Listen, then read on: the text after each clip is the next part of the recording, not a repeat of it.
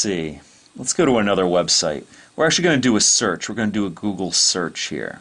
Now, one thing to note, on the Android phone, you just tap on the address bar and you can do a Google search within that address bar. On Safari, you have to go to the search area. I actually prefer having both of those unified, so I prefer makes things a little bit more condensed and a little bit easier. But we're going to do the we're actually going to do a voice search on both of these here. So let's see what we got here.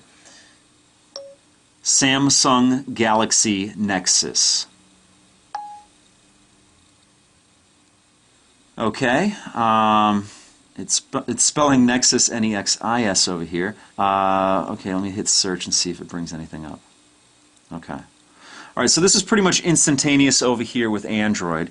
It listened for what I had to say, it knew when I stopped, I didn't have to press any button when it was done, and it brought up the search right away. Over here, with the voice control, with the voice search, I had to press a done when I was done talking, and then it confirmed what I wanted to say, and I also had to press another button and it brought up a search here. So let's try something that is a little more Apple friendly over here and see if it, because it didn't spell Nexus correctly, so let's just see, let's look up iPod Touch.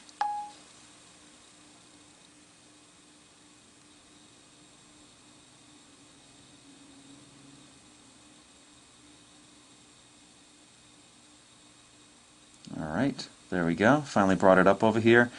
Now I'm beginning to understand here the difference between the two. Like I said, you just speak it right into Android, it knows when you're done, and it does the search immediately. Over here, like I said, you press the button and then you have to confirm it. So let me just hit iPod Touch here, and it brings up the search. So that's the voice search. I think it was definitely better over here on Android than it was over here with the voice search on iOS 5. But what I'm going to do now is I'm actually going to type in a search, and then I'm going to press the search button and see which one brings up the search faster. So let's bring up Asus on both of them, and we're going to hit search at the same time here.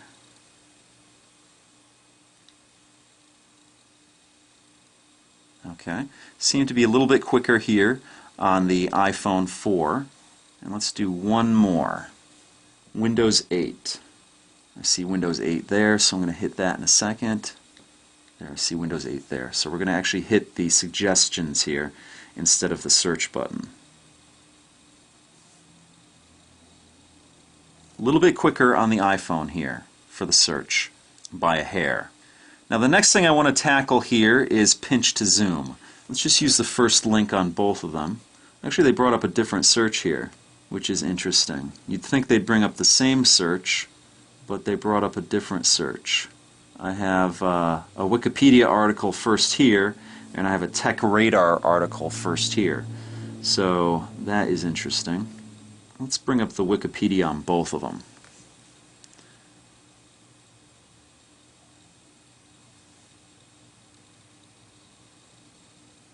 Alright, very close. I think the Atrix might have had a slight advantage on that, but very close. The performance on both of these devices is very tight. Okay, let's see. Let's see how they scroll. I'm going to flick them both to scroll them.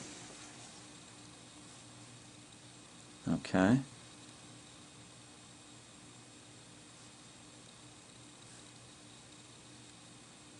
Okay. Now when you flick it, there's a little more inertia with the iPhone than there is with the Atrix. And you'll notice that it's a solid, you know when you hit the top on this, and then you know when you hit the top when it bounces on the iPhone here. But it seems like it's almost heavier, the inertia is heavier with the iPhone than it is with the Atrix. So you can just flick on the Atrix and pretty much go all the way to the bottom, whereas you have to go a couple of times with the iPhone.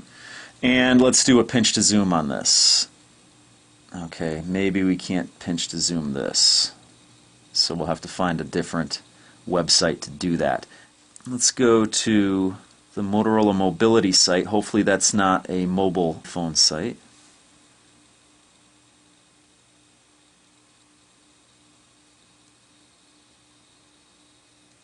Okay, they finished very similarly, although I think the iPhone was a little ahead on that one. Now you have a listing of phones here, and it does look like a regular. Okay, good. We can do a pinch to zoom test here. Both very responsive.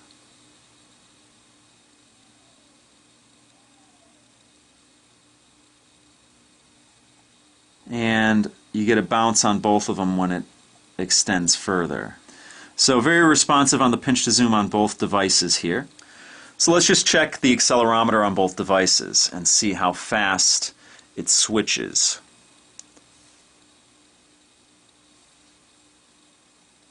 Okay.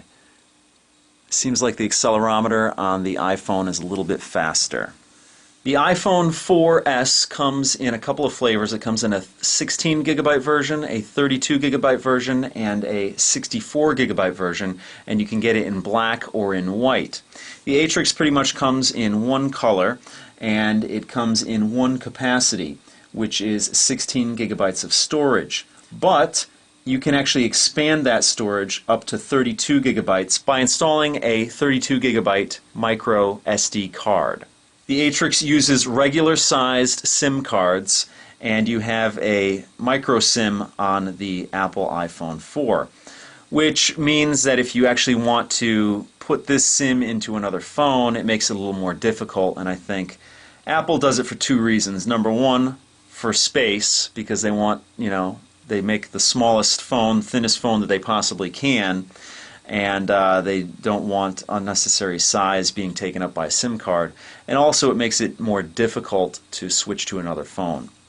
And the one thing I think I neglected to mention on the actual specs of the device is the Atrix has 1 gigabyte of RAM in it, and the Apple iPhone 4S has 512 megabytes of RAM, so it has less RAM.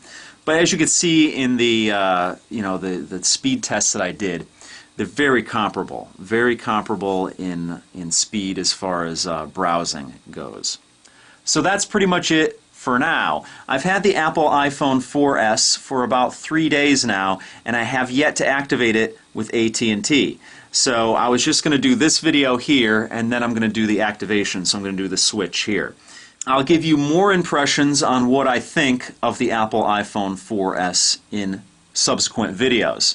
I've had the Atrix and I've used it as my phone for about 8 months now, and I really love the device. I love the fingerprint scanner.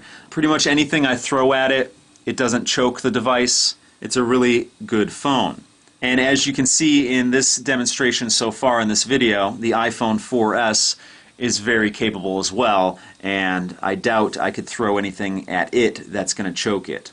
So I'm going to end the video here. And I will give you, like I said, I'm going to give you further impressions on the iPhone when I've used it a little bit more. And I'm actually going to do a full review on the device. So at that time, I will give you a more in-depth opinion on the phone. But right now, I really can't form a total opinion on it yet because I really haven't had enough time with it. So that pretty much does it for this video. I'll see you guys next time.